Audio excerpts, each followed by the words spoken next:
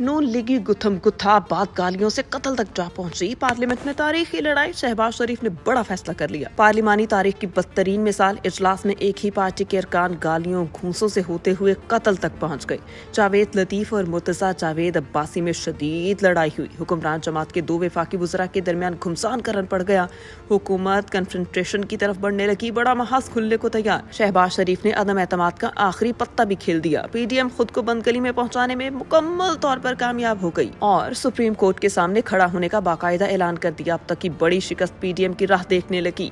पाकिस्तान मुस्लिम league नून के दो मरकजी रहनुमा और वफाकी वज़रा में झगड़ा हुआ था। बुध के रोज कौमी असम्बली का इजलास स्पीकर कौमी असम्बली राजा परवेज अशरफ की सरबराही में मुनक्किद हुआ और इजलास में मुस्लिम लीग नून के वज़रा मुर्तजा जावेद अब्बासी और मियां जावेद लतीफ के दरमियान जबरदस्त झगड़ा हुआ। हुक्मरान जमात के दो वफाकी वज़रा आपस में उलझ पड़े। कौमी असम्बली के इजलास के दौरान वफाकी वज़ीर मियां जावेद लतीफ और वफाकी वज़ीर मुर्तजा जावेद अब्बासी में शदीद झगड़ा हुआ। वज़ीर कानून आज़म नसीर तारड़ ने मियां जावेद लतीफ को चुप कराने की कोशिश भी की। आज़म नसीर तारड़, आगा रफ़ीउल्लाह और कमर जमान काहिरा ने दोनों वज़रा के दरमियान बीच बचाव करवाया। बताया गया कि मुर्तजा जावेद अब्बासी और जावेद लतीफ एक दूसरे को मारने की कोशिश करने लगे, लेकिन अरकान असम्बली ने बीच बचाव करवाया। कुछ देर के बाद जावेद लतीफ ऐवान से बाहर चले गए। सेनेटर आज़म नसीर तारड़ ने मुर्तजा जावेद अब्बासी को ख्वाजा आसिफ के पास जाकर बैठने का कहा। पीपल्स पार्टी के कमर जमान काहिरा भी दोनों वज़रा को खामोश करवाने की कोशिश करते रहे। दोनों रहनुमाओं के झगड़े का मामला आला क़यादत तक पहुंचा। मुस्लिम लीग नून की आला क़यादत ने ऐवान में इस्तल कलामी पर अफसोस का इजहार किया। दोनों रहनुमाओं को तहम्मुल और बर्दाश्त के साथ आगे बढ़ने की हिदायत भी जारी की। वज़ीर पार्लिमानी अमूर मुर्तजा जावेद अब्बासी और जावेद लतीफ झगड़े के बाद खामोश हो गए। दोनों कोई बात करने या मौक़िफ़ देने से गुरेज़ा रहे। ये दोनों कौमी असम्बली के अरकान और सीनियर रहनुमाओं में गुज़श्ता रोज़ दौरान इजलास तलखलामी हुई। जावेद लतीफ ने मुर्तजा जावेद अब्बासी को नाज़ेब अल्फाज भी कहे थे। क्या क्या कहे थे आपको ये भी बताएंगे। दूसरी जानिब वज़ीर आज़म शहबाज शरीफ ने ऐवान से एतमाद का वोट लेने का फैसला किया। मुमकिन तौर पर जब तक आप ये वीडियो देख रहे होंगे तो शहबाज शरीफ अपने आप को बचाने के लिए ये कारनामा सर अंजाम दे चुके होंगे। जी हाँ, यही हुआ और वो कामयाब भी हो गए। वज़ीर आज़म की जानिब से अरकान पार्लियामेंट के एहसास में ज़ोहराना दिया गया। ज़ोहराने में इत्तेहादी जमातों के अरकान और अपोजिशन लीडर भी शरीक हुए। वफाकी वज़रा और काबीना अरकान के लिए अलग हॉल में खाने का एहतमाम किया गया। मीडिया रिपोर्ट्स में ज़राए का हवाला देते हुए बताया गया कि वज़ीर आज़म शहबाज शरीफ ने ऐवान से एतमाद का वोट लेने का फैसला किया।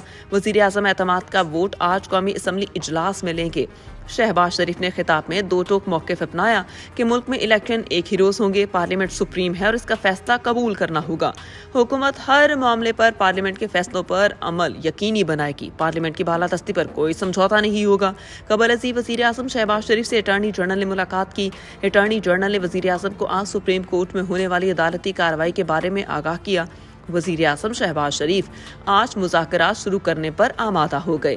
अटॉर्नी जनरल और वज़ीर आज़म की मुलाकात के बाद वज़ीर कानून आज़म नसीर तारड़ और PTI सेनेटर अली ज़फ़र के दरमियान मुज़ाकरात के लिए राबता भी हुआ और मुज़ाकरात आज शाम 6 बजे सेनेट सेक्रेटेरिएट पर शुरू होंगे। PTI की तरफ से शाह महमूद कुरैशी, फवाद चौधरी और बैरिस्टर अली ज़फ़र मुज़ाकरात में शरीक, जबकि हुक्मरान इत्तेहाद की तरफ से मुज़ाकरात के लिए नाम सामने पहले नहीं आए। JUIF मुज़ाकरात का हिस्सा नहीं होगी। याद रहे, तहरीक इंसाफ के रहनुमा फवाद चौधरी पहले ही वाज़े कर चुके कि सुप्रीम कोर्ट के हुक्म पर आज मुज़ाकरात होने हैं तो खैर मकदम करेंगे। मुज़ाकरात के लिए हमें बुलाएंगे तो हम हाजिर हैं।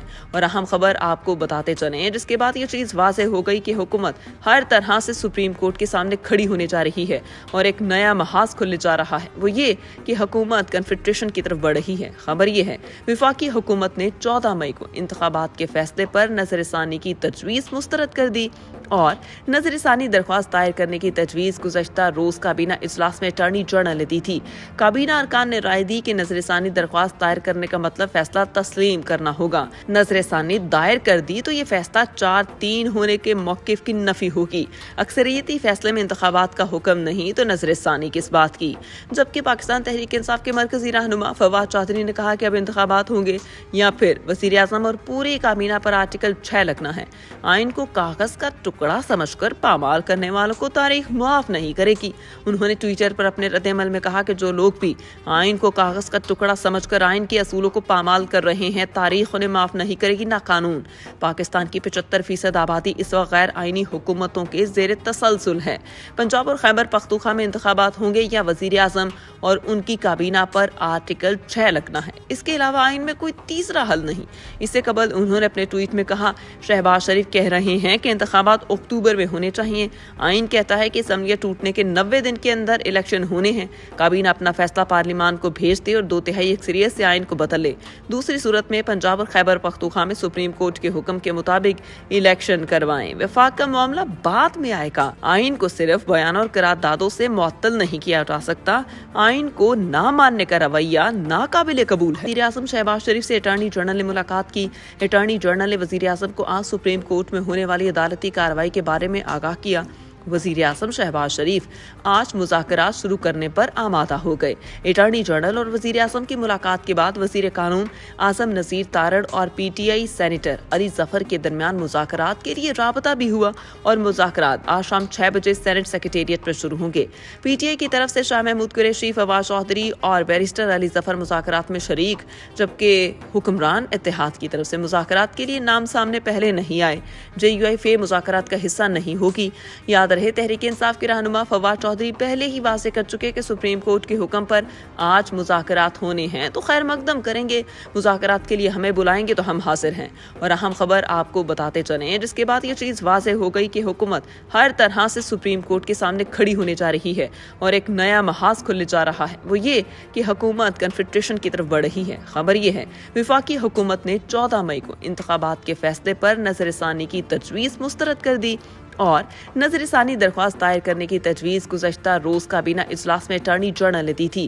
کابینہ ارکان نے رائے دی کہ نظر ثانی درخواست دائر کرنے کا مطلب فیصلہ تسلیم کرنا ہوگا۔ نظر ثانی دائر کر دی تو یہ فیصلہ 4-3 ہونے کے موقف کی نفی ہوگی۔ اکثریتی فیصلے میں انتخابات کا حکم نہیں تو نظر ثانی کس بات کی؟ جبکہ پاکستان تحریک انصاف کے مرکزی رہنما فواد چودھری نے کہا کہ اب انتخابات ہوں گے یا پھر وزیر اعظم اور پوری کابینہ پر آرٹیکل 6 لگنا ہے۔ آئین کو کاغذ کا ٹکڑا سمجھ کر پامال کرنے والوں کو تاریخ معاف نہیں کرے گی۔ انہوں نے ٹویٹر پر اپنے رد عمل میں کہا کہ جو لوگ بھی آئین کو کاغذ کا ٹکڑا سمجھ کر آئین کے اصولوں کو پامال کر رہے ہیں، تاریخ انہیں معاف نہیں کرے گی، نہ قانون۔ پاکستان کی 75% آبادی اس وقت غیر آئینی حکومتوں کے زیر تسلسل ہے۔ پنجاب اور خیبر پختونخوا میں انتخابات ہوں گے یا وزیر اعظم اور ان کی کابینہ پر آرٹیکل 6 لگنا ہے، اس کے علاوہ آئین میں کوئی تیسرا حل نہیں۔ اس سے قبل انہوں نے اپنے ٹویٹ میں کہا، شہباز شریف کہہ رہے ہیں کہ انتخابات اکتوبر میں ہونے چاہیے، آئین کہتا ہے کہ اسمبلیاں ٹوٹنے کے 90 دن کے اندر الیکشن ہونے ہیں، کابینہ اپنا فیصلہ پارلیمان کو بھیج دے اور 2/3 اکثریت سے آئین کو بدل لے۔ دوسری صورت میں پنجاب اور خیبر پختونخوا میں سپریم کورٹ کے حکم کے مطابق الیکشن کروائیں۔ وفاق کا معاملہ بعد میں آئے گا، آئین کو صرف بیانوں اور قراردادوں سے معطل نہیں کیا جا سکتا۔ آئین کو نہ ماننے کا رویہ ناقابل قبول ہے۔